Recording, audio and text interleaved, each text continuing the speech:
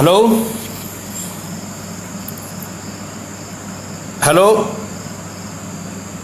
Hello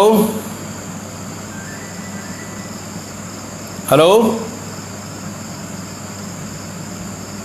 hello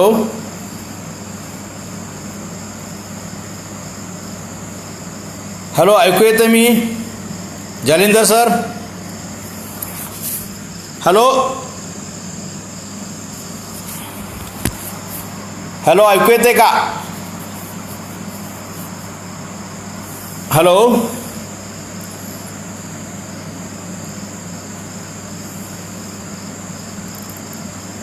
hello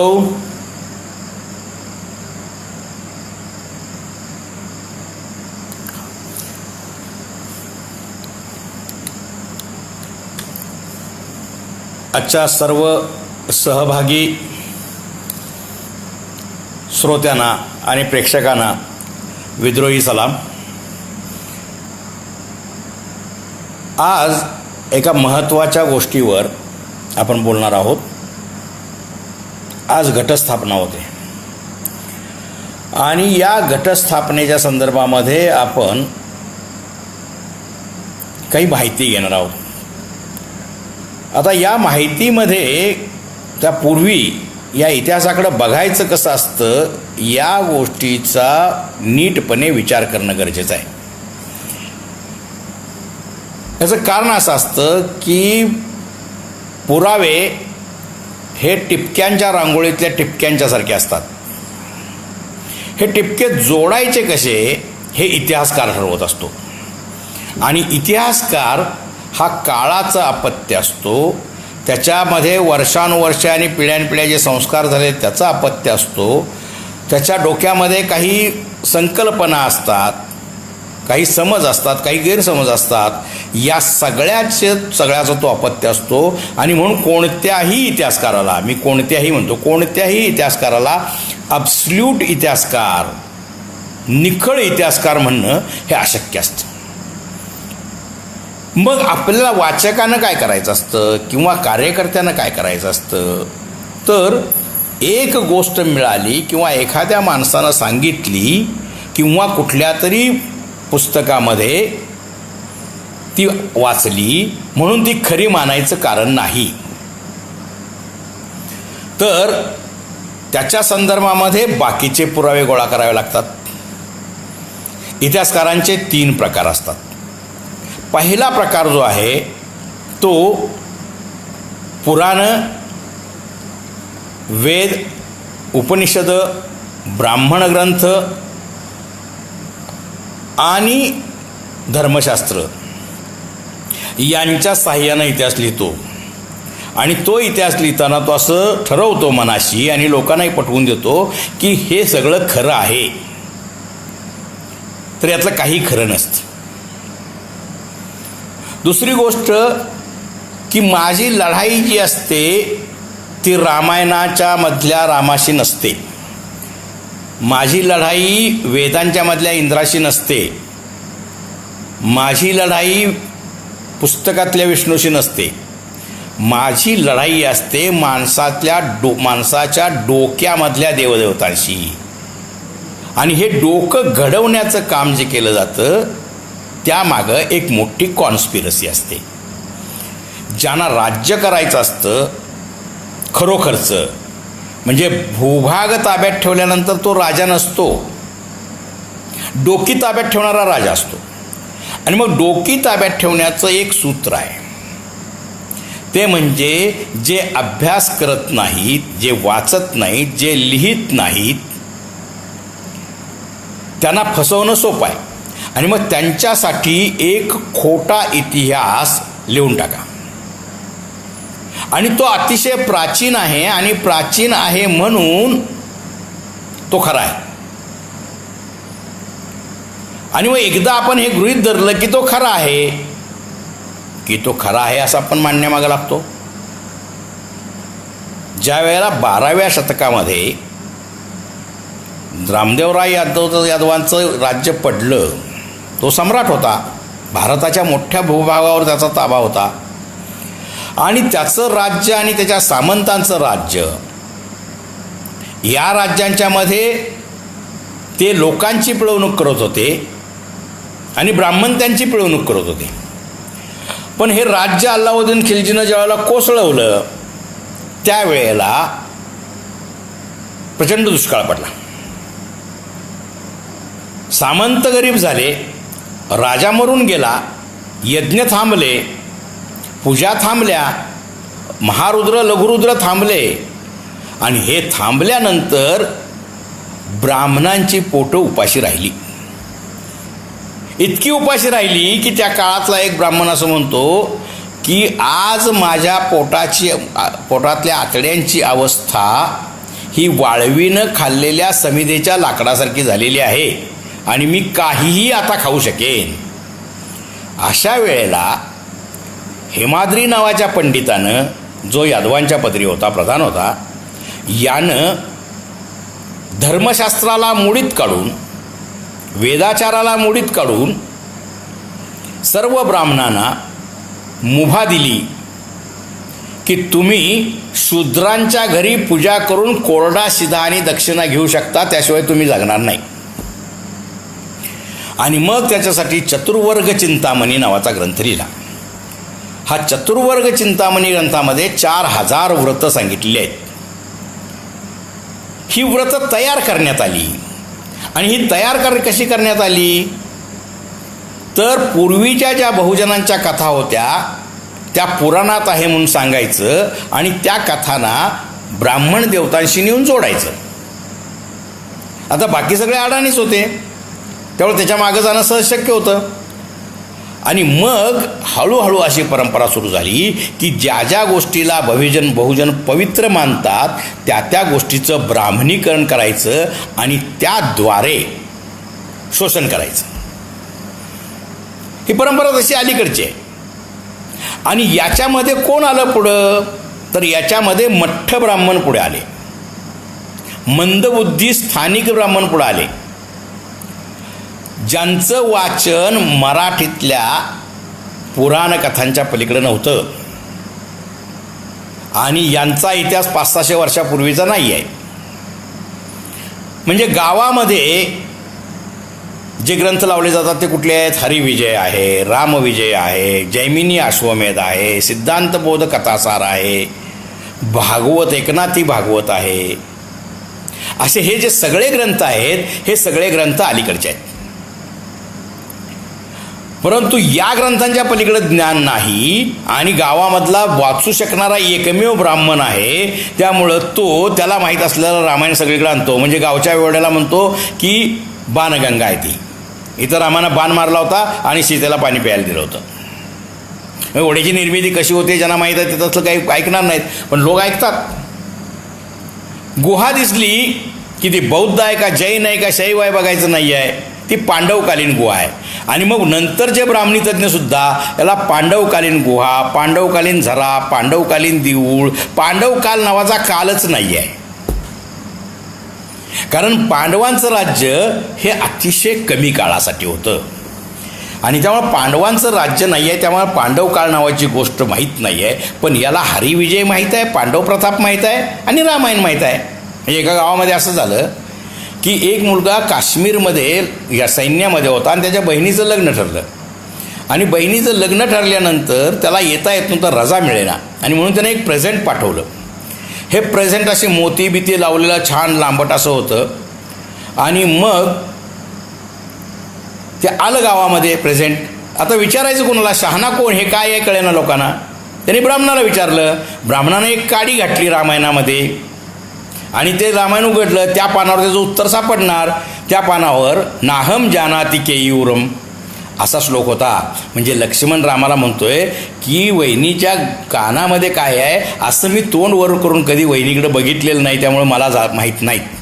हे बघितल्यावर ते ब्राह्मण म्हणला की ही कर्णभूषणं आहे कानातली.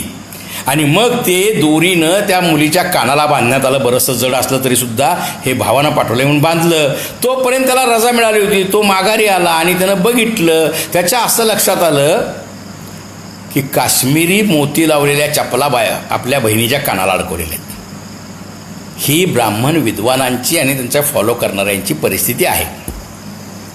आता आपण येतोय की पहिली भूमिका अशी आहे की कोणत्याही देवळामध्ये पूजा करण्याचा अधिकार ब्राह्मणाला नसतो. त्यांनी देवळं बळकावली, आम्ही बळकावू दिली म्हणून बळकावली, पण त्याला अधिकार नाही आहे. तो धर्मशास्त्राचा अधिकार नाही आहे. पण आपण सगळे बुद्धिजीवी असतो, म्हणजे शिकलो तरी बुद्धी विकून जगत असतो ना, बुद्धिवादी नसतो. आता जर जे यज्ञावर विश्वास ठेवतात आणि मूर्तीपूजा नाकारतात त्या वैदिक ब्राह्मणांना देवळातली पूजा करायचा कसा अधिकार असेल? बरं, यांनी हाकलून लावले. लोक इथले पुजारी जे होते ते सगळे हाकलून लावलेले आहेत. म्हणजे यल्लमाचे जे पुजारी असायचे ते पोतराज असायचे, मांग किंवा महार जमातीतले असायचे. तुळजाभवानीचे पुजारी कदम असायचे. म्हणून देवीच्या 2 गोंधळी असतात, एक रेणुराई गोंधळी आणि दुसरे कदमराई गोंधळी. कदमराई मराठ्यांच्या मधले असतात, रेणुराई मागा जमातीतले असतात. तर असतात भैरोबाचे पुजारी, जाधव असतात पुजारी, पांडे नसतात पुजारी, नसायला पाहिजेत. त्यामुळे आपण घेतलं. सणांचं पण तसंच आहे. 4000 व्रतांच्या मध्ये अनेक व्रतं अशी घातली की ज्या व्रतांच्यामुळं लोक गुलाम बनले. आणि लोक गुलाम बनले त्यांच्या डोक्यात जे आहे त्या डोक्यातल्या या प्रतिमांच्या विरुद्ध आपण लढायचं आहे. पण लढताना अभ्यासपूर्ण लढायचं आहे.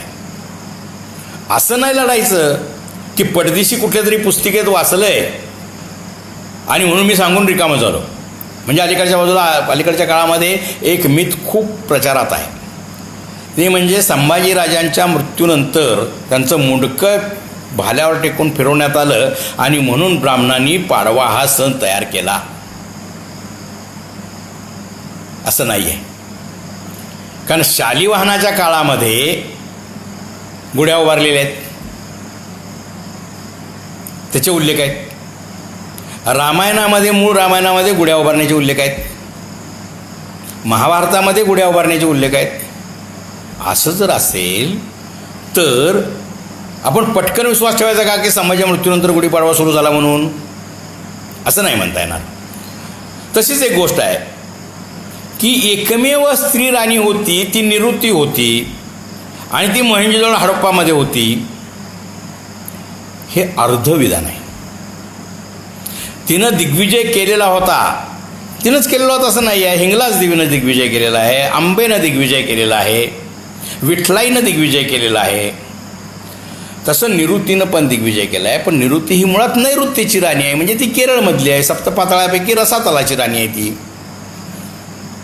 पण याचे पुरावे तुम्हाला जे मिळणार आहेत ते ग्रंथातून मिळणार नाहीत. शत्रूच्या घरात जाऊन आपली तलवार सापडेल याची खात्री देता येईल का? त्यामुळे ऋग्वेदामध्ये पुरावे शोधून काय उपयोग आहे? ज्यांना लिहिता येत नाही, ज्यांना वाचता येत नाही, ते आपले लेख आणि आपला इतिहास दगडांच्या मध्ये कोरून ठेवतात.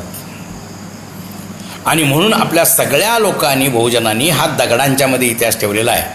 बायकांच्याकडे दगडही नाही आहेत आणि छिन्नी हातोडा नाही आहे, म्हणून त्या स्त्रीपासून विश्व तयार झालं हे अतिशय चांगलं रूपक शेणामध्ये तयार करतात. आणि पुन्हा त्या शेणानं केलेल्या बाहुल्यांना तो पुजारी सांगतो, वामन सांगतो की हे पांडव आहेत म्हणून. आहे गवळणींचं गाव, गवळणींचं गाव पांडवांचं नव्हतं, पण त्यातली सगळी कामं गवळणीच घेतात. आणि मग ही सगळी कामं, मध्येच एक प्रश्न आलेला आहे, गुढ्या महाराष्ट्रात का होतात? गुढ्या आंध्रामध्ये पण असतात, गुढ्या कर्नाटकामध्ये पण असतात. पण तो नंतरचा विषय आहे, तो खूप मोठा विषय आहे, तो आपण नंतर विचारात घेऊया. प्रश्न असा आहे की यामध्ये या बायकांनी आपला इतिहास हा शेणाच्या बळीराजामधनं ठेवलेला आहे. बळीराजा फक्त बायकांनीच जीवन ठेवलेलं आहे ना. त्यामुळे त्याचा बळीराजा असतो, त्याचा पाय चेपणाऱ्या गवळणी असतात, काम करणाऱ्या गवळणी, राखण करणाऱ्या गवळणी, पाणी शेणणाऱ्या गवळणी, स्वयंपाक करून वाढणाऱ्या गवळणी, हे सगळं एक काव्य असतं दिवाळीच्या 5 दिवसामध्ये. आता घटस्थापनेच्या संदर्भामध्ये आपल्याला काही गोष्टींचा विचार करावा लागेल. घटस्थापना नावाची जी गोष्ट आहे ती कन्याकुमारीपासून नेपाळपर्यंत आहे. कारण ही ज्या वेळेला माणसाला शेतीचा शोध लागला त्यावेळेची गोष्ट आहे. पुन्हा माणसाला नाही, तो शोध बायकांना लागलेला आहे. ज्या वेळेला सगळे गाव शिकारीला जायचं किंवा वस्ती आदिवासींची शिकारीला जायची, ते गेल्यानंतर मागं राहायची अत्यंत वृद्ध माणसं आणि गरोदर बायका. आणि मग त्यानंतर त्यांनी बघितलं की काही गवतांचे बी उगवतात आणि ते जनावरं खाऊ शकतात, तर आपणही खाऊ शकू म्हणून धान्याचा शोध लागलेला आहे. जी पानं शेळ्यांनी खाल्ल्यानंतर शेळ्यांना काही होत नाही आहे, त्या पानांची भाजी करता येईल का, असा शोध बायकांनी लावलेला आहे. पाणी राखण्याचा शोध बायकांनी लावलेला आहे. आणि मग ज्यावेळेला शेतीचा शोध लावला त्यावेळेला शेतीतले प्रयोग पण आले. आणि हे प्रयोग विसरू नयेत म्हणून ग्रंथातून लिहिता येत नाहीत, ॲग्रिकल्चर कॉलेज नाही आहे, आणि म्हणून त्यांनी आपल्या सणांच्या मधून हे प्रयोग लिहिलेले आहेत. आणि त्यातला एक सण जो आहे तो घटस्थापना आहे. आणि मग घटस्थापना हा मूळ कृषी मायेचा भाग आहे. मी कृषी माया सुद्धा शब्द वापरणं चुकीचं आहे. हा कृषीच्या प्रॅक्टिसचा भाग आहे, तो प्रात्यक्षिकाचा भाग आहे. आणि म्हणून या घटांच्या मध्ये आपल्याला असं आढळून येईल की फक्त रब्बीचे बी घातले जातात. म्हणजे गहू असतो, कपली असते, मका असतो, हरभरा असतो, हे सगळी रब्बीची पिकं आहेत. रब्बीची पिकांना पाऊस नसतो खरीप पट्ट्यामध्ये. आणि मग रब्बीच्या पिकांना पाऊस नसतो, मुरलेल्या पाण्यावर ते येणार आहे आणि आहे या थंड हवामानामध्ये येणार आहे. मग या वर्षीच्या हवामानाप्रमाणे यावर्षी कोणतं पीक चांगलं येईल हे बघण्यासाठी आपल्या शेतातली माती, त्याच्यामध्ये पाणी मुरण्यासाठी वर ठेवलेलं मडकं आणि रब्बीतले बी हे घालायचे. आणि मग अंधारामध्ये, कारण दिवस लहान होत जातो आणि रात्र मोठी होत जाते हिवाळ्यामध्ये, म्हणून घरातल्या अंधारामध्ये याला ठेवलं जातं. ही रोपं उगवून आल्यानंतर अंदाज करता येतो की या वर्षी या पिकाला उतारा चांगला असणार आहे. याच्यासाठी पुन्हा एकदा आहे की आपण त्यावेळेला, म्हणजे ज्या वेळेला हे सुरू झालं घटस्थापना, त्यावेळेला आपण व्यापारी स्वरूपाच्या अर्थव्यवस्थेमध्ये नव्हतो, ज्याला न्यू लिबरल कॅपिटलिस्ट सोसायटी म्हणतात, नव उदारमतवादी भांडवलशाही सोसायटी. त्यामुळे त्याचा इव्हेंट करण्यात आलेला नाही आहे. आणि म्हणून त्याला जी माळा घालायच्या आहेत त्या माळासुद्धा कारळ्याच्या फुलांच्या माळा घालायच्या आहेत, कारण ती कारळ्याची फुलं विपुल आहेत खरीपाच्या शेवटी, आणि म्हणून त्याच्या माळा घालायच्या आहेत.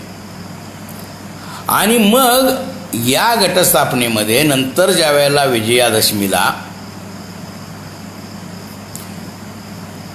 याच्यामधले जे तुरे आहेत ते तुरे टोपीमध्ये किंवा पगडीमध्ये, फेट्यामध्ये, पाटक्यामध्ये, रुमालामध्ये अडकवून गावभर फिरायचं आहे. कारण त्यामुळे महाबीज नव्हतं.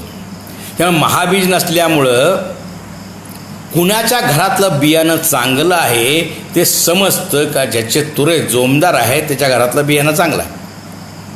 मग हे बियाणं दिडीनं घ्यायचं असतं. म्हणजे एक पायली बियाणं घेतलं तर सुगीमध्ये पुन्हा पीक आल्यानंतर 1.5 पायली धान्य परत द्यायचं असतं. जशा शेळ्या आणि म्हशी अर्धोलीनं घ्यायच्या असतात तशाच या बियाण्यांच्या गोष्टी होत्या. आणि हे बियाणे राखायचं कसं, ह्या सगळ्या गोष्टी, हे सगळं शास्त्र आपल्याकडं होतं.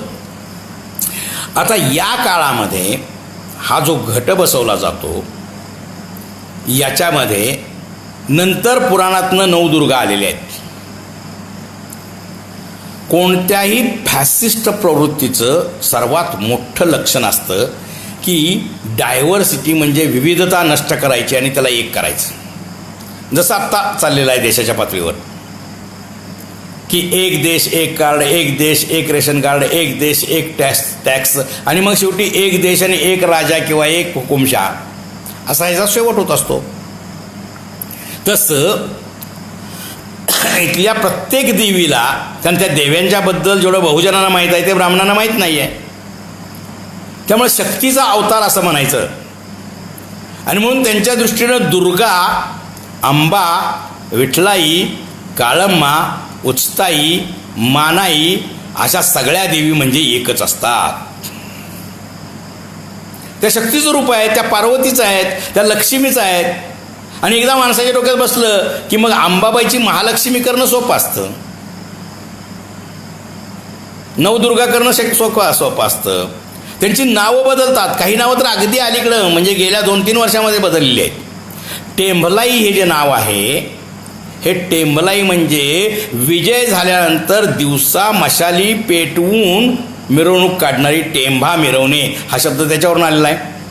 ही टेंभा मिरवणारी जी बाई आहे तिला टेंभलाई म्हणायचं असतं. पण टेंभलाई काही नाव असतं का? त्याचं मूळ संस्कृत नाव शोधलं पाहिजे, म्हणून तिला त्र्यंबोली म्हणायचं. अशा प्रत्येक देवीचं नाव बदलतात ते.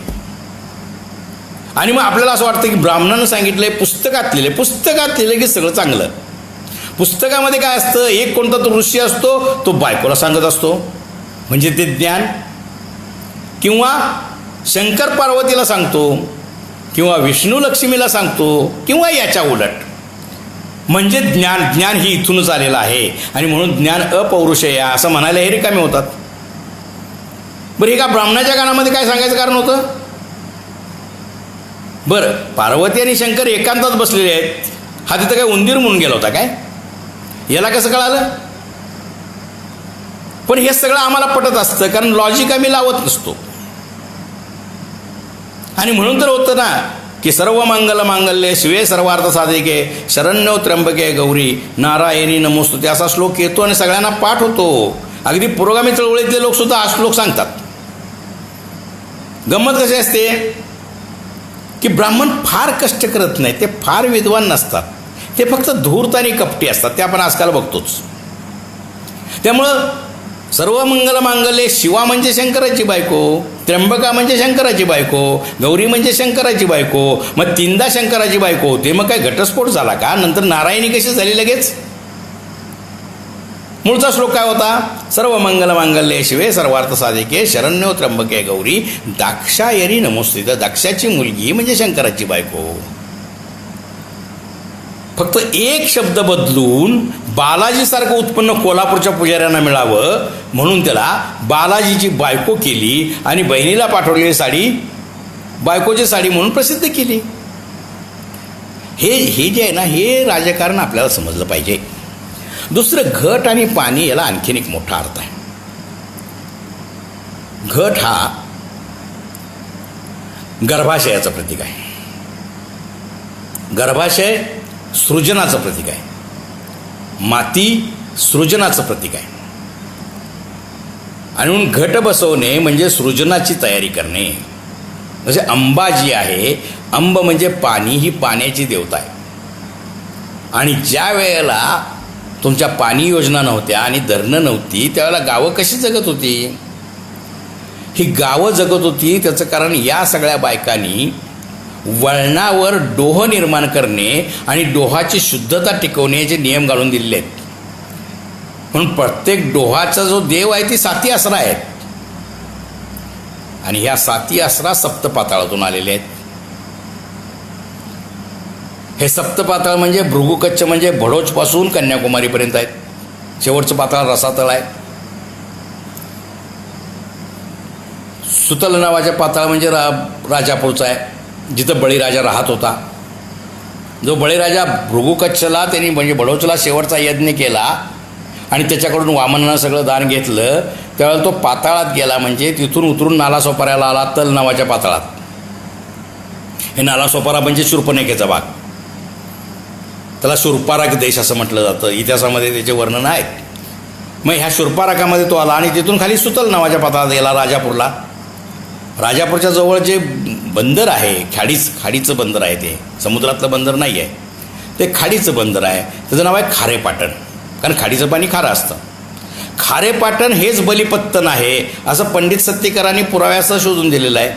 आणि हे बलिपत्तन नाव गोव्याच्या धम्मियार नावाच्या राजानं, चांदर नावाची त्याची राजधानी होती, ह्या धम्मियार राजानं बळीराजा कुठं राहत होता ते हे शोधून काढलं आणि त्या बंदराला बलिपत्तन नाव दिलं आणि नंतर त्याचं नाव खारेपाटण असं झालं. पत्तन म्हणजे बंदर. आता या ह्याच्यामध्ये सुतल नावाचं पाताळ आहे. या प्रत्येक पाताळाची एक राणी आहे, ती स्त्री सत्ताक आहे. पुन्हा एकदा ब्राह्मणांच्या नादाला लागून मातृसत्ताक हा शब्द उच्चारू नका. ही सगळी राज्य स्त्री सत्ताक होती, मातृसत्ताक नव्हती. कारण ब्राह्मणांच्या ह्याच्यामध्ये असं लिहिलेलं आहे स्मृतींच्यामध्ये की स्त्रीला स्वतंत्र अस्तित्वच नाही आहे आणि त्याच्यावर सगळी सुभाषितं तयार झालेली आहेत. म्हणजे आचल में दूध और आंखों में पाणी, अबला जीवन तेरी कहाणी, किंवा बाळपणामध्ये पित्याचं नावं, लगीन झाल्यावर पिता हा देव, म्हातारपणामध्ये पोरांना भ्यावं. म्हणजे ती एकतर मुलगी असते, बायको असते किंवा आई असते, ती स्त्री कधीच नसते. मी ज्या वेळेला याचा अभ्यास करतो त्यावेळेला माझ्या लक्षात येतं की या सगळ्या ज्या स्त्रिया आणि देवी आहेत त्या बायका आहेत आणि बाकी सगळ्या देवींशी त्यांचं जे नातं आहे ते भगिनी भावाचं नातं आहे. आणि म्हणून बहीणपणा, त्या बाईशी माझा बहीणपणा आहे, हे बायकांच्या बोलण्यातलं आहे. तुम्ही जर शाहूवाडीमध्ये गेला तर उचताई आणि मानाई, मानाने उचत शेजारी शेजारी गाव आहेत. ती भेटायला येते पण वेशी बाहेर थांबते, बहिणीच्या गावात जात नाही. पण बहिणी बहिणी म्हणून लढतात. लोळजाईला बहीण भाऊ म्हणून येळवण जुगाई येते आणि ते लोळजाईला शैवांच्या हल्ल्यातनं वाचवते. आता या असे शेकडो पुरावे तुम्हाला दिसतील. अगदी अलीकडच्या काळापर्यंत या स्त्रियांच्या स्त्रीसत्ताक पद्धतीची जी गंमत होती की एक आडवा हात आहे, हातामध्ये बांगड्या आहेत, हात पसरलेला अभय देणारा हात आहे, एका बाजूला चंद्र आहे, एका बाजूला सूर्य आहे आणि काही ठिकाणी खाली घोड्यावर बसलेली बाई आहे. याला ब्राह्मण इतिहासकारांनी नाव दिलं सती स्टोन. 2 वर्ष मी शोधायला लागलो आहे की हे सती स्टोन का म्हटलंय म्हणून. एकतर सतीची प्रथा बहुजनांच्या मध्ये नव्हती आणि घोड्यावर बसायची बायकांना परवानगी नव्हती. बायकांना आणि शूद्रांना घोड्यावर बसायची परवानगी नव्हती. म्हणून आजही बिहारमध्ये किंवा राजस्थानमध्ये जर शूद्र किंवा अस्पृश्य घोड्यावर बसवलं तर ठार मारून टाकतात. मग ही घोड्यावर बसणारी बाई कुठून आली तर पुरुष योद्ध्यांचे वीरगळ शैवांचे जे आहेत ना ते गावोगावी आहेत. पण ज्या सीमारेषा आहेत म्हणजे शाक्तांचं म्हणजे स्त्री सत्तेचं सीमा आणि पुरुष सत्तेची सीमा, याच्यावर हजारो स्त्रियांनी आपलं सैनिक स्त्रियांनी आपलं बलिदान दिलेलं आहे. त्यामुळं असे सैनिक वीर ज्यावेळेला मरते त्यावेळेला तिचं जे स्मारक असतं, स्त्रीचा वीरगळ जो असतो तो वीरगळ आपल्याला अशा पद्धतीने दिसतो. आणि त्याचा अर्थ असा असतो की ही घोड्यावर बसणारी योद्धाबाई होती आणि तिच्या पराक्रमानं आपल्याला अभय मिळालेलं आहे. आणि हे अभय कधीपर्यंत मिळालेलं आहे तर हे अभय चंद्र आणि सूर्य असं तोपर्यंत मिळालेलं आहे. हे सिद्ध कधी झालं? 5 वर्षे मला हे पटत नव्हतं की सती स्टोन हे अशा ठिकाणी आहेत आणि तिथं कुठलीही ब्राह्मणबाई मेलेली असं कोण म्हणत नाही. पण त्याचा निर्विवाद पुरावा मिळत नव्हता. ज्यावेळेला चंदगडच्या जंगलामध्ये मला काही मूर्ती मिळाल्या, हम्पीच्या देवळामध्ये काही मूर्ती मिळाल्या योद्धा स्त्रियांच्या, धनुष्यबाण चालवणाऱ्या स्त्रिया, म्हणजे देवता वेगळ्या. सगळ्या देवता या आहेत ना, लक्ष्मी नवऱ्याचा पाय चेपते हे सोडलं तर बाकी सगळ्या देवता ज्या आहेत त्या हात्यार घेऊन स्वतःचं संरक्षण करतात ना. पण योद्धा स्त्रिया सैन्यातल्या ह्या हम्पीमध्ये बघायला मिळतात, आपल्याला चंदगडच्या जंगलामध्ये बघायला मिळतात, इतर काही ठिकाणी बघायला मिळतात. आणि त्याचं सगळ्यात मोठं स्थान जे आहे ते गगनबावड्यामध्ये मोरजाईच्या डोंगरावर आहे. हे जे मोरजाईचा डोंगर एवढा उंच आहे की त्याच्यावर फारसं कोणी जात नाही आणि एकदा गेला की पुन्हा एकदा जात नाही. हा डोंगर लॅटराईट दगडाचा आहे, जांभा खडकाचा आहे आणि त्याच्यावर एक मोठा खडक आहे मध्येच उंच उभारलेला. आणि तो मोठा खडक कोरून मोरजाईचं देऊळ आहे. आणि त्या देवळामध्ये जी पुतळा मूर्ती आहे ती मोरजाईची नाही आहे. पण त्या देवळामध्ये एकाच वेळेला 50 वीरगळ आहेत स्त्रियांचे. आणि मोरजाई ही विठलाई बरोबरचीच लढाऊ देवता आहे. म्हणून इतिहासाकडे बघताना या पद्धतीने बघावं लागतं. आपण पुन्हा घटस्थापनेकडे येऊ. एकूणच भारतातल्या बहुजनांची सण परंपरा जी आहे ही सणांची परंपरा निसर्ग चक्राला जोडलेली आहे आणि शेती व्यवसायाला जोडलेली आहे. ज्या ज्या वेळेला शेती व्यवसायाला आपण जोडलं जातो त्यावेळेला शेतीचा रिकामा काळ आणि शेतीतला गुंतलेला काळ, यातल्या रिकाम्या काळामध्ये सण आणि उत्सव येतात. यातले बरेचसे सण आणि उत्सव हे कृतज्ञतेचे असतात. मातीविषयीची कृतज्ञता, बैलाविषयीची कृतज्ञता, गाईविषयीची कृतज्ञता, अगदी कुत्र्याविषयीची सुद्धा कृतज्ञता आहे. चंपाषष्ठी हे कुत्र्याविषयीची कृतज्ञतेचं सण आहे. म्हणजे षष्टीला 6 दिवसाचा उपवास असतो, पण त्याला चंपाषष्ठीचं नवरात्रच म्हणतात. रणादेवी ज्या वेळेला आली इथून, रणादेवी आली इजिप्तमधून, रा म्हणजे सूर्य, आणि ती सगळीकडे भेटलेली आहे. आणि तेव्हापासून सूर्याचं नवरात्र सुरू झाले. विठलाई जी आहे, ही विठलाई ही सर्वात, म्हणजे जे पुरावे सापडतात त्याच्यावरून सर्वात जास्त भूभागावर राज्य करणारी अत्यंत शूर अशी भूतमाता आहे. भूत, खेत,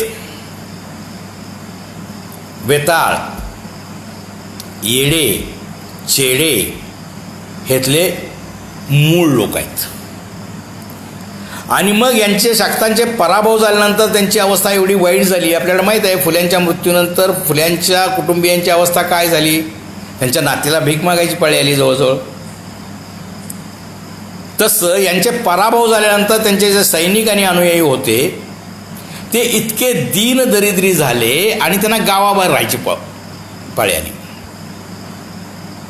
ते आपल्या देवीसकट गावाकडे गेले, गावाबाहेर गेले.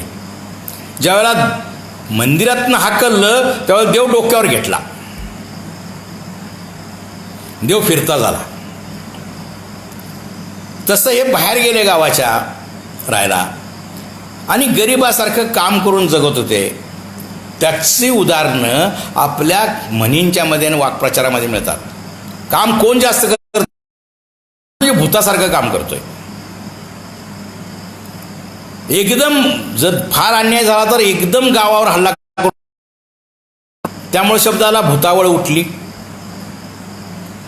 आणि त्याहीपेक्षा पुढं असं आहे की संतांनी सांगितलं, जे जे भेटेल भूत तया मानावे भगवंत, दया त्याचे नाव भूतांचे पाळण आणि निर्दळानं कंटकांचे.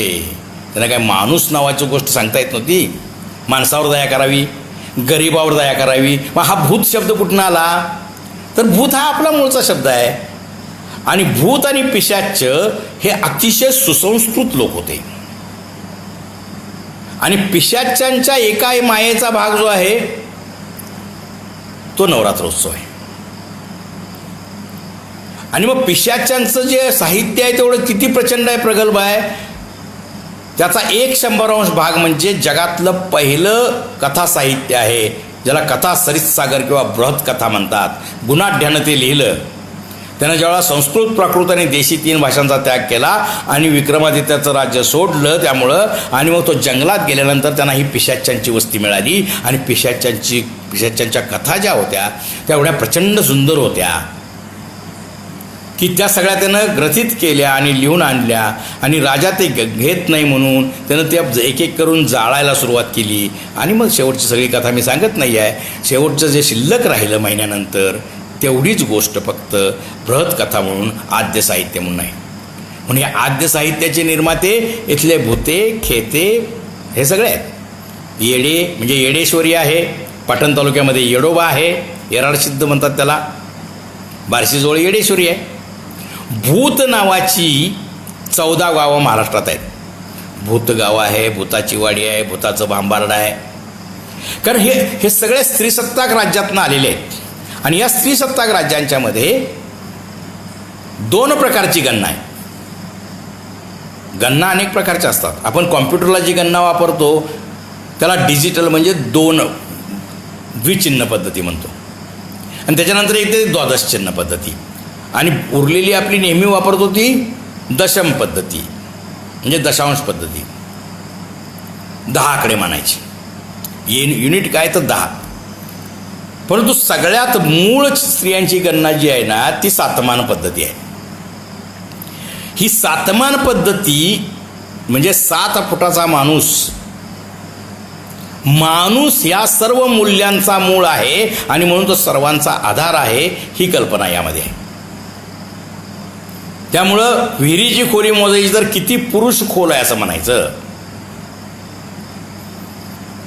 आणि मग 7 हे मुख्य आहे, त्याच्यापेक्षा छोटं मोजायला लागतं आपल्याला व्यापारामध्ये, म्हणून 3.5. आणि 3.5चं नाव आहे आऊट. आऊट म्हणजे अर्ध. जसं आड म्हणजे 2.5, आडदान म्हणजे 2.5 पट आगाऊ असणारा, आडशिरी असे जे शब्द आहेत ना, आडसाली, तसं आऊट आहे. त्यामुळे आऊटकी होती, 1 आऊट, 2 आऊट, 7 वगैरे वगैरे होतं. पण ही सातमान पद्धती होती. आणि उत्तर कोकणामध्ये जे पाताळ आहे तिथं 9 मान पद्धती आहे. आणि मग 9 मान पद्धतीमध्ये सगळं 9 असतं आणि म्हणून नवरात्र असतं. आणि नवरात्र ही गोष्ट स्त्रियांची असलेली इतकी प्रिय आहे की चंपाषष्ठीचं 6 दिवसाचं पण नवरात्रच असतं. संक्रांतीनंतर सूर्याचं नवरात्र 7 दिवसाचं असतं, पण त्याला म्हणायचं नवरात्रच. आता याच्यामध्ये हे जे घट बसवले जातात, म्हणून ज्यावेळेला मी बघत होतो की कर्नाटकातली जी परंपरा आहे गुढी उभारण्याची, याचा संबंध डायरेक्टली मुलीला न्हाण येण्याशी आहे. म्हणजे मुलीला मासिक पाळी आल्यानंतर त्या घरातल्या लोकांना गणराज्यामध्ये मतदानाचा हक्क प्राप्त होत होता. त्यामुळं पाळी येणं हा एक समारंभ होता. पुरुषप्रधान संस्कृतीमध्ये पाळी येणं हे पाप आहे असं समजलं जातं. बायका त्या घाण आहे असं समजतात, ते वाईट आहे असं समजतात, अपवित्र आहे असं समजतात. आणि म्हणून पहिल्यांदा कुठून आलं हे अपवित्र नाही आहे, 12व्या शतकामध्ये पहिल्यांदा बसवण्णांनी सांगितलं की जशी रक्त असतं, लघवी असते, थुंकी असते, घाम असतो, तशी बायकांची मासिक पाळी असते, म्हणून त्याचा विटाळ मानता कामा नये. तसं गुढी उभारायची. त्यावेळेला मुलीला पाळी आली की गुढी उभारायची. त्यातलं जे मडकं उलटं आहे ते गर्भाशयाचं आहे, कारण गर्भाशय मडक्यासारखं असतं आणि त्याचं तोंड खाली असतं. लिंब नेसणे ही पुन्हा बहुजनांची प्रथा आहे.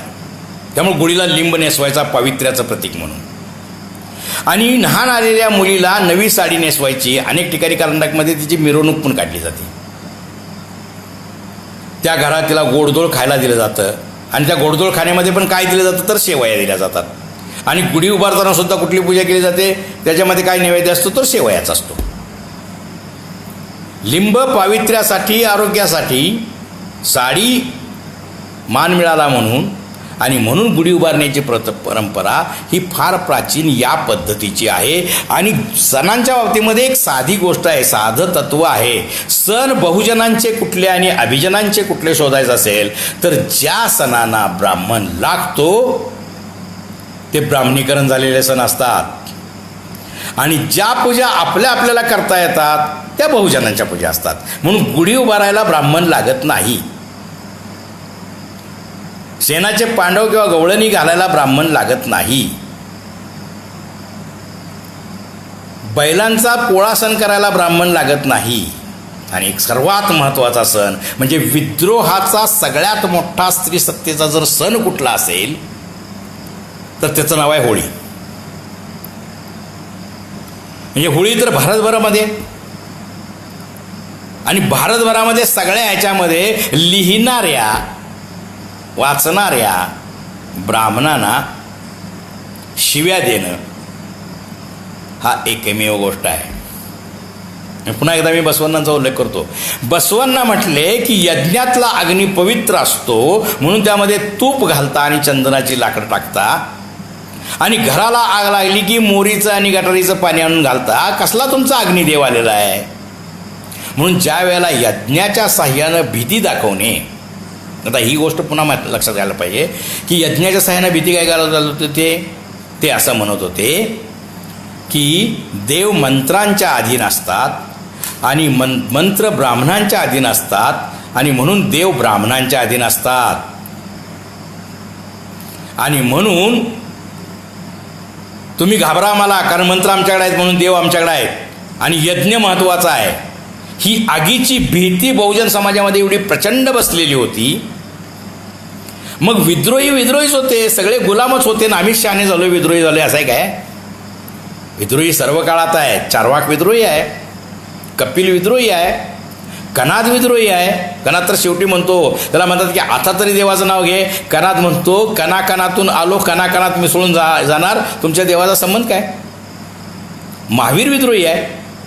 तसंच या सगळ्या विद्रोही लोकांनी अग्नीची म्हणजे यज्ञाची भीती घालवण्यासाठी यज्ञाचा निषेध करण्याचा जो सण तयार केला तो होळी.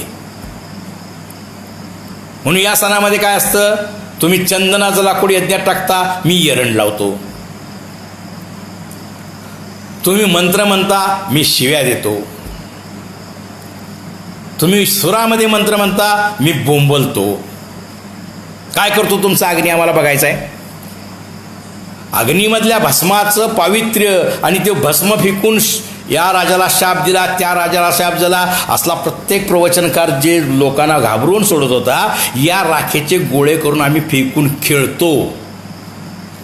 म्हणजे हा जो विद्रोह आहे यज्ञविधीच्या विरोधातला, त्याचा सण होळी आहे.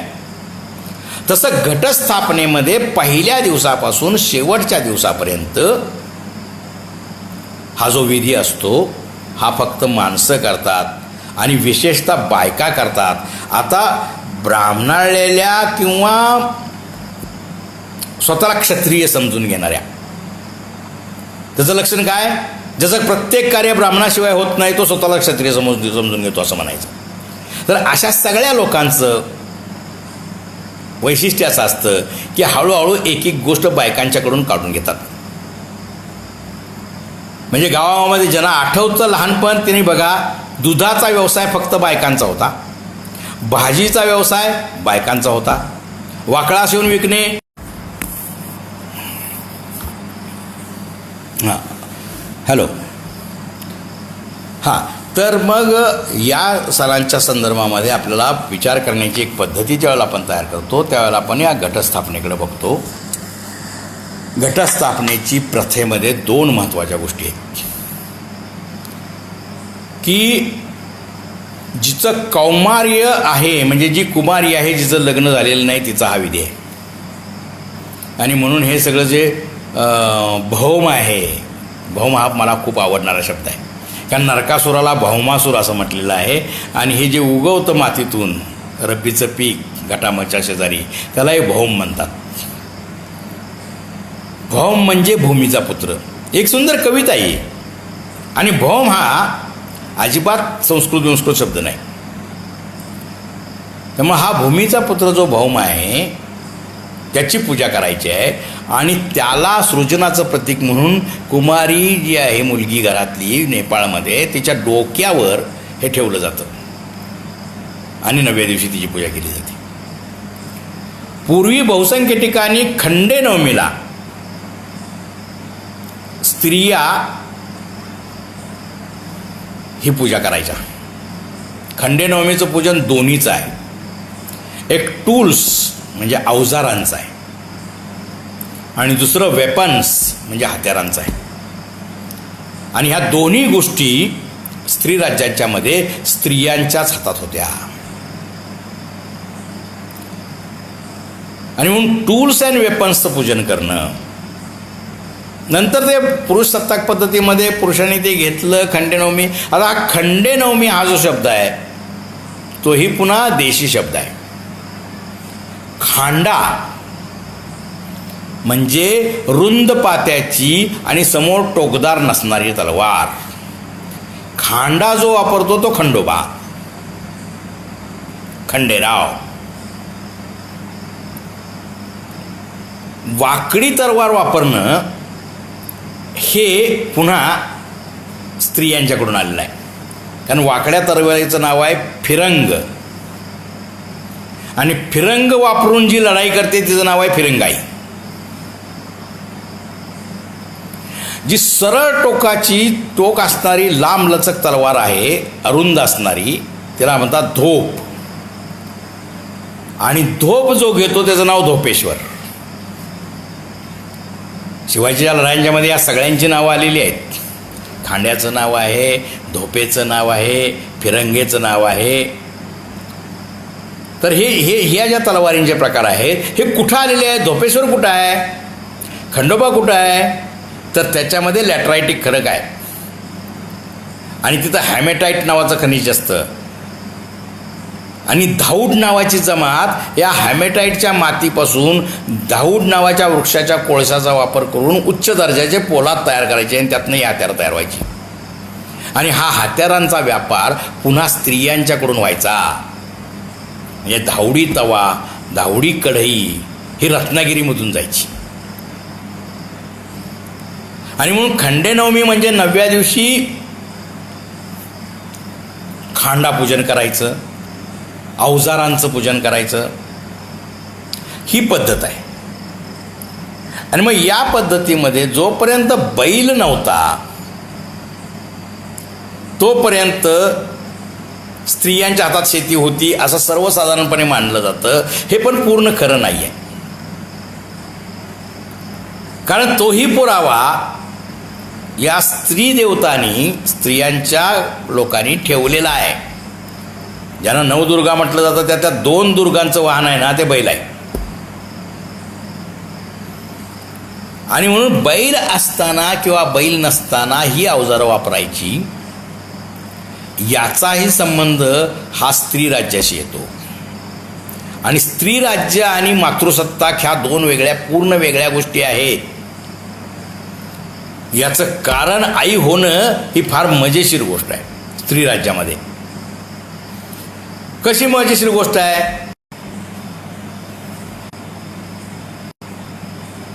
त्यातली पहिली गोष्ट आहे की नवरा आणि मुलगा याच्या संदर्भामध्ये स्त्री राज्यांचं काय म्हणणं आहे. म्हणजे सोमानं उर्वशीला पळवून नेत असताना, उर्वशी ही अप्सरा आहे, अपवर्त भूमीमध्ये राहणारी, म्हणजे ब्रह्मपुत्रेच्या पलीकडे राहणारी. आणि ही जी उर्वशी आहे, उर्वशी म्हणजे गाव वसवणारी आहे. या आर्य राजा तिला तिथून सोडवतो, आणि मग ते दोघं लग्न करतात आणि उर्वशीच्या राज्यामध्ये राहायला लागतात. आणि एक दिवशी ही उर्वशी वाईट चेहरा करून राजाला सांगते की राजा, मी गरोदर आहे. राजाला आनंद होतो पुरुषसत्ताक असल्यामुळं, आता माझ्या राज्याला वारस मिळणार. उर्वशी म्हणते, राजा तू आनंदित होऊ नकोस. आकाशामध्ये एका वेळेला एकच चंद्र असतो, आणि अमावस्येला ज्या वेळेला चंद्राचा वध होतो, तो मरतो, त्यावेळेलाच प्रतिपदेचा बालचंद्र जन्म घेतो. त्यामुळे मला जर मुलगा झाला तर राजा तुला मी मारून टाकणार आहे. कारण मूळ मुख्य पुरुष एकच राहील, तो राजपुत्र असेल नाहीतर राजा असेल. ही एक परंपरा फार महत्त्वाची आहे स्त्री राज्यांच्या दृष्टीनं. म्हणून स्त्री राज्यांच्यामध्ये प्रवेश करायला पुरुषांना बंदी आहे. मारुती हा मुख्य दरवाजावर आहे. अलीकडच्या काळामध्ये गणेश पट्ट्या बसवतात आणि गणेश असतात. गणेश दरवाजावर असणाऱ्या खूप ज्या हे आहेत प्रतिमा आहेत त्या अलीकडच्या काळातल्या आहेत. पण स्त्री देवतांच्या गणेश पट्टीवर म्हणजे दरवाजाच्या वरच्या बाजूला माकड आहे. आणि माकड राजा नाही, नर माकड नाही आहे, ते मादी माकड आहे.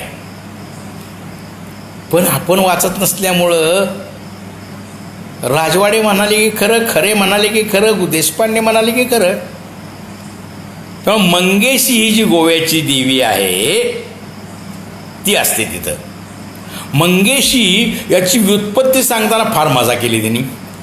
म्हणजे पार्वती आली जंगलामध्ये आणि मग तिला राक्षसानं पकडलं आणि ती म्हटली त्राही माम गिरीश, म्हणजे शंकराला बोलवलं, म्हणजे मला वाचव त्राही माम, मला वाचव शंकरा असं म्हटलं. मग त्राही माम गिरीश, त्यात त्राही निघून गेलं, का गेलं माहीत नाही.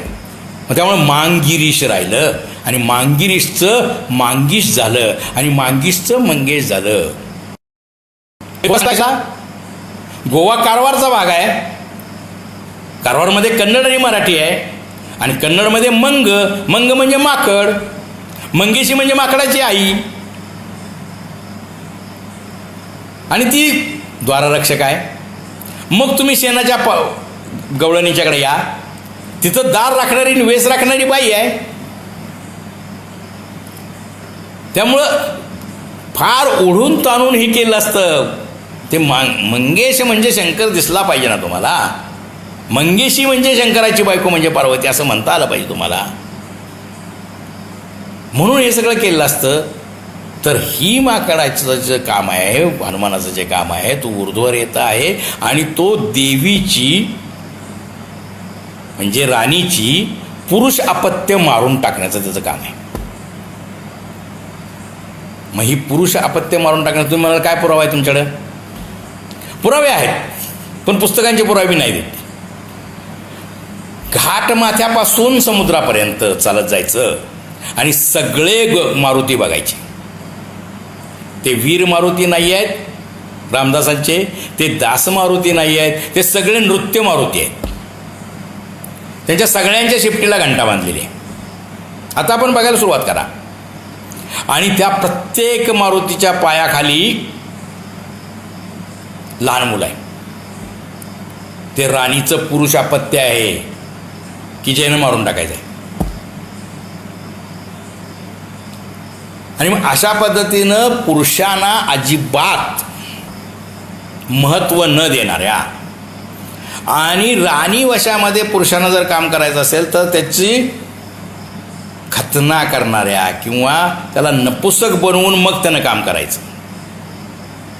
आणि देवीनं असं केल्याबद्दल वर्षातनं एक दिवस रांडपुनव नावाचा एक उत्सव असतो आणि या रांडपुनवेला सगळे हिजडे देवीला प्रचंड शिव्या देतात, तिच्या नावानं बोंबलतात.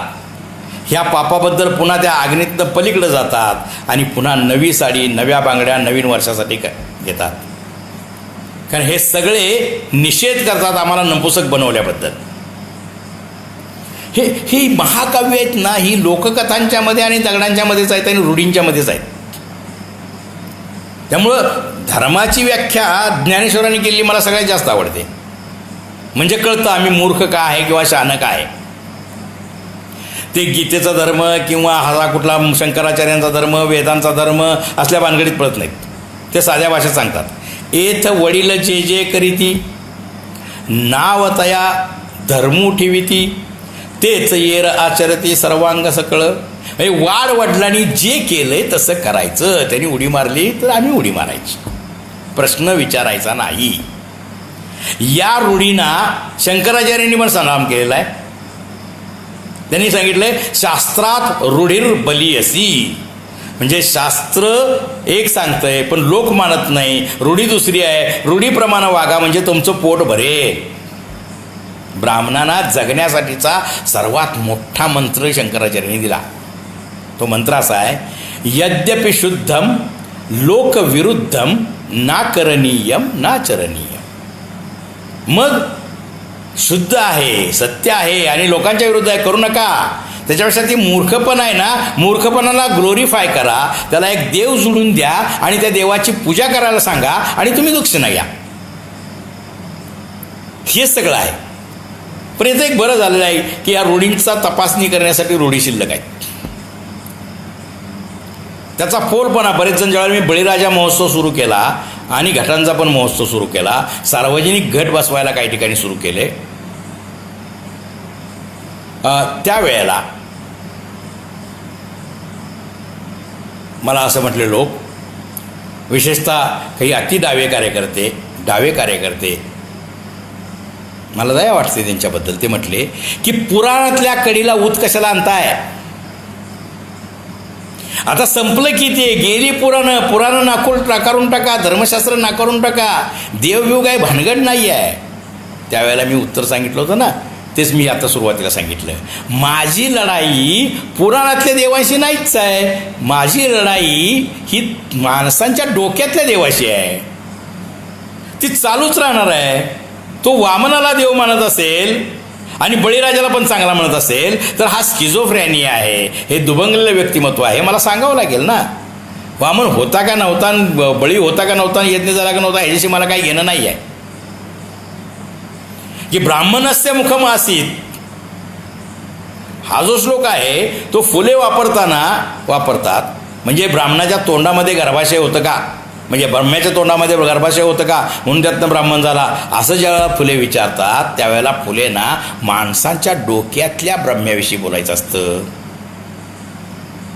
माणसांच्या डोक्यातल्या बळीबद्दल बोलायचं असतं. म्हणून ते म्हणतात की जर पहिलं पाऊल त्यानं पृथ्वी व्यापली म्हणजे पृथ्वी संपवून टाकली, त्याच्या खालची माणसं मेली काय मग चेंगरून? पण बळी पण मेला पाहिजे कारण तो पृथ्वीवर होता. दुसरं पाऊल आकाशात ठेवलं म्हणजे पाय त्याला आकाश व्यापण्यासाठी त्याची कंबर किती उंच झाली असेल, पाय जास्तीत जास्त बेंबीपर्यंत जातो. बेंबी ज्याची आकाशात आहे त्यानं बोललेलं खालच्या माणसानं कसं ऐकू गेलं, आणि जे ऐकू गेलं ते अमेरिकेतल्या माणसाला काय ऐकू गेलं नाही, ते फक्त या ब्राह्मणालाच काय ऐकू आलं. हा माणसांच्या डोक्यातल्या गोष्टींचा विरोध आहे आणि माझाही तेच म्हणणं आहे. आणि म्हणून हे जे म्हणणं आहे म्हणून आपल्याला तपासणी करावी लागते. म्हणून पटकन निर्णय नाही द्यायचा, हे असंच आहे, हे असं असू शकेल. कारण सुपासारखी नखं हा एक जो भाग आहे हा सौंदर्यशास्त्रातला, इथल्या बहुजन सौंदर्यशास्त्रातला भाग आहे. हे सौंदर्यशास्त्र पुन्हा भागाप्रमाणे बदलतं, फार मजेशीर बदलतं. ते कसं बदलतं तर जे लोक काळ्या भागात राहतात त्यांचा काळा हा सौंदर्यवाचक रंग असतो. आणि म्हणून त्यातले कवी म्हणतात सावळी तनू गोमटी, त्यांचा विठ्ठल काळा असतो कारण काळ्या मातीत नाही आलेले असतात किंवा काळ्या दगडात आलेले असतात.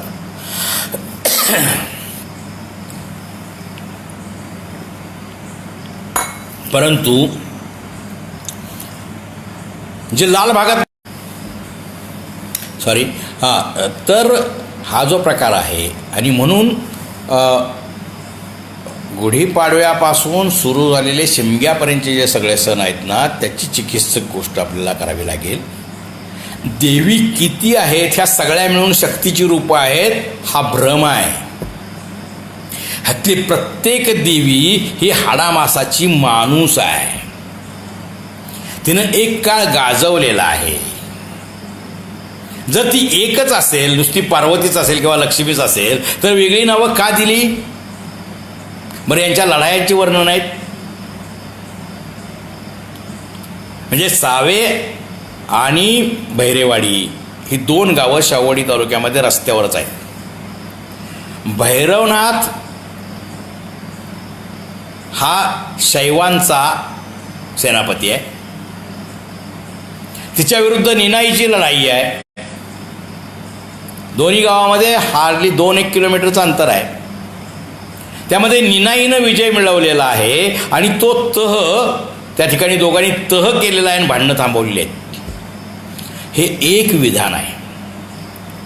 आणि हे एक विधान जे आहे ते विधान कुठल्यातनं आलं तर या नवरात्राच्या उत्सवानंतर घट उठतात आधी साव्याचे, आणि साव्याचे घट उठल्यानंतर साव्याची पालखी निनाईची ही भैरेवाडीला भैरोबाच्या देवळात गेल्याशिवाय भैरेवाडीच्या गावातले घट उठवायचे नसतात, देव उठवायचे नाहीत.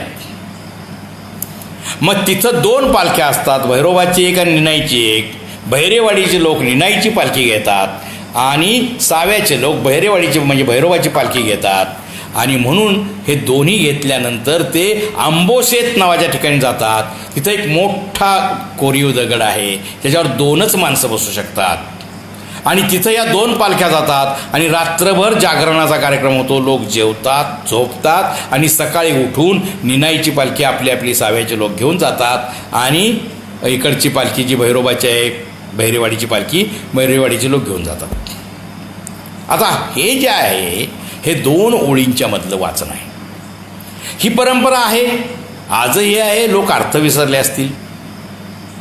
याच्या अगोदर आणखीन एक कथा आहे.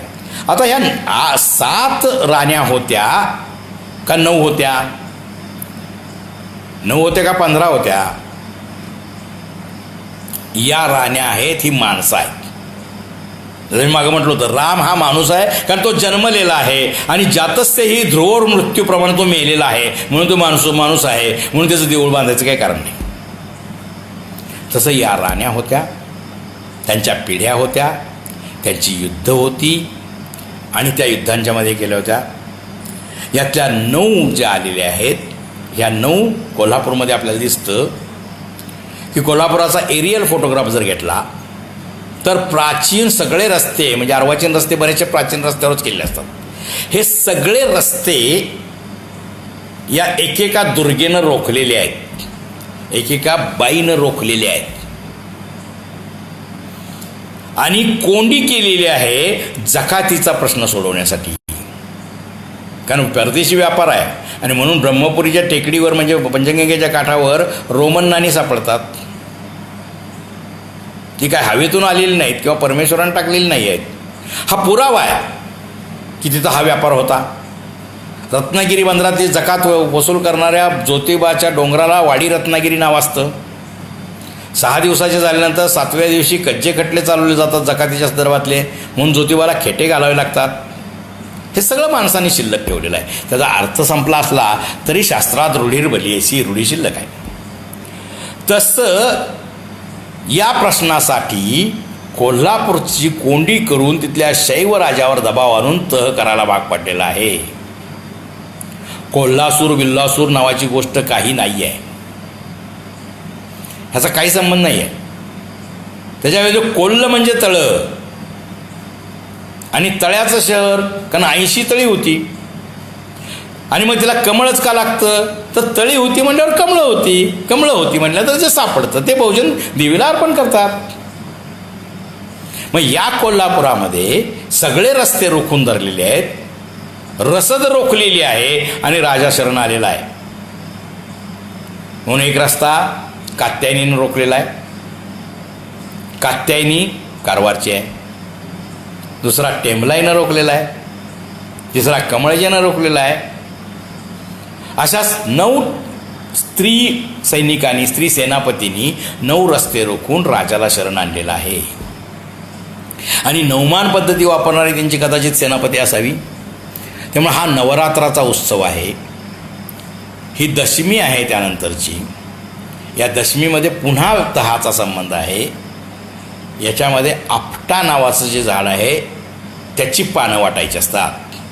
मग भले तुम्ही शमीच्या झाडावर शमीच्या झाडावर शस्त्र ठेवली होती आणि आपट्याच्या झाडावर कौत्स मुनीनं ज्याला सांगितलं राजाला, रघुकडे गेला होता कौत्स, 1 लाख सुवर्णमुद्रा पाहिजेत, कारण गुरुनं सांगितलं होतं मला 1 लाख सुवर्णमुद्रा दे. त्यामुळे कौत्सानं सांगितलं रघुला मला 1 लाख दे. रघु म्हटला माझ्याकडे काही नाही आहेत. मग रघुनं प्रार्थना केली आणि झाडावर सोन्याच्या नाण्यांचा वर्षाव झाला आणि मग ते आपट्याच्या झाडावर वर्षाव झाला, म्हणून त्याला सोनं म्हणायचं. ह्या सगळ्या ब्राह्मणी कृत्या आहेत. गावावर वर्षाव झाल्यानंतर एक आपट्याचं झाड सापडलं का? माणसं सतत भांडणं करत राहत नाहीत, माणसं एकत्रही नांदतात, त्यांचे तह होतात, हे बोलणी करतात. आणि मग स्त्री सत्ताक हे स्त्रीवादी आहेत. पुन्हा फेमिनिस्ट नव्हे, फेमिनिस्टांची वरचा भाग आहे. दीज आर गायनोक्रॅटिक नेशन्स, स्त्रीवादी राज्य. जशी डेमोक्रेटिक असतं तसं गायनोक्रॅटिक. आणि मग ह्या गायनोक्रॅटिक नेशनमध्ये टोकाचा पुरुष द्वेष आहे. आणि मग या द्वेषातून बाहेर पडून दोघांनी एकत्र नांदायचं आहे. याचे 2 पुरावे आहेत. ते म्हणजे आपट्याचं पान तहासाठी स्वीकारणं आणि एकमेकाला देऊन न भांडण्याची शपथ घेणं. सोनं घ्या, सोन्यासारखं ना राहा. कारण 2 आपट्याची पानं एकमेकाला मिलनाच्या पद्धतीनं जोडलेली असतात. ते एकत्र येण्याचं प्रतीक असावं आणि म्हणून एकत्र येण्याचं प्रतीक हे असल्यामुळं ते आपट्याचं पान द्यायचं आणि तह करायचा. हे हे रूपकात्मक आहे. पण हे असंच बहुजनांच्या सगळ्याच गोष्टी रूपकात्मक असतात. त्यांच्या म्हणी रूपकात्मक असतात, वाक्प्रचार रूपकात्मक असतात. वृक्ष कोण असतं तर वृक्ष ब्राह्मण मंडळी असतात. पण बहुजन कधी वृक्ष नसतात. पण तरी भांडणं चालू राहिली आहेत. एका बाजूला जागतिक व्यापार थांबलेला आहे, समुद्र पर्यटनावर बंदी आलेली आहे. त्यामुळे पहिल्यांदा जहाज बनवणारे बेकार झाले, सुतार बेकार झालेले आहेत. व्यापार थांबल्यामुळं कुंभार बेकार झालेले आहेत, बंजारे बेकार झालेले आहेत, लोहार बेकार झालेले आहेत. मोठी सैन्य थांबल्यामुळं परीटसुद्धा बेकार झालेले आहेत, नावाडी बेकार झालेली आहेत. आणि मग तुम्हाला लक्षात येतं ही बेकार झालेली मंडळी ज्या वेळेला समुद्रकिनाऱ्यावरून वर आलेली आहेत वस्तीमध्ये, त्यावेळेला ते बरोबर देवीला घेऊन आलेले आहेत. त्यातली एक देवी आहे जोगनी. जोगनीचं ब्राह्मणीकरण म्हणजे योगिनी. पण जोगण्यांची प्रथा जी आहे, जोगण्यांच्यामध्ये स्पष्टपणे ब्राह्मणाला स्थान नाही. पाटलांना सुद्धा संरक्षणासाठी थांबायचं आहे, दुसऱ्याला स्थान नाही आहे. मग जोगणी कोण असतं तर कुंभार, पुरुष कुंभार लुगडं नेसतो. आणि न्हावी किंवा परीट तो मुसळ घेऊन असतो. आणि जोगणीची वाटी असते, जिंकलेली आहे जोगणी म्हणून तिला प्रमुख पद आहे. खोबऱ्याची वाटी असते, अलीकडे चांदीची वाटी वगैरे काही ठिकाणी केलेली. लोकांनी नाटकं करायची, श्रीमंत झाले की कसल्या गोष्टी सुचतात. पण जसं शंकराच्या पिंडीची निर्मिती झाली योनी आणि लिंग यांच्या मिलनातनं, तशी जोगण्याची मुसळ आणि वाटी याच्यामध्ये विभागणी झालेली आहे. आणि या जोगण्यांच्यामध्ये तलवार वापरण्याचा अधिकार फक्त त्या ब्राह्मण जोगणीला आहे. आणि ही जोगणी जर पळवून नेली तर मागं शिल्लक राहतो, त्याला रंडका जोगा असं म्हटलं जातं. आणि मग तो अशुभ होतो. मग तुमच्या लक्षात येईल की पुरुषप्रधान ब्राह्मणी संस्कृतीमध्ये विधवा स्त्रीला अशुभ म्हटलं जातं आणि स्त्रियांच्या राज्यामध्ये विधुर पुरुषाला अशुभ समजलं जातं. रणका जोगा फिरायला लागला म्हणजे गावाला मान खाली घालायची पाळी आली, अशी परिस्थिती असते. आणि म्हणून ह्या सगळ्या रचना, ह्या सगळ्या गोष्टी ज्या आहेत त्या आपल्याला यामध्ये दिसतात. हे संपूर्ण स्त्रियांचं राज्य आहे. पुढेही ही भांडणं चालू राहिलेत. भांडणं मूळ कारणासाठी आहेत. तर पुन्हा मी जातो की ज्या गवळणी घातलेली असतात शेणाच्या, ज्याला पांडव म्हणतात ब्राह्मणीकरणामुळं, सगळ्याला पांडव जोडतात म्हणून. मग पांडवांच्या मध्ये बळीराजा कुठून आला हे सगळं जे म्हटलं जातं, तर त्याच्यामध्ये हा जो पांडव गाठले जातात त्याच्यामध्ये पहिल्या दिवशी एक बाई असते. डोंगरावर चढणारे पुरुष असतात शेवटी, पण पहिल्या दिवशी बाई असते. मी माझ्या आजीला विचारलं होतं की बाई का असते, तर आजी म्हटली की पुरुष गर्वार राहतात.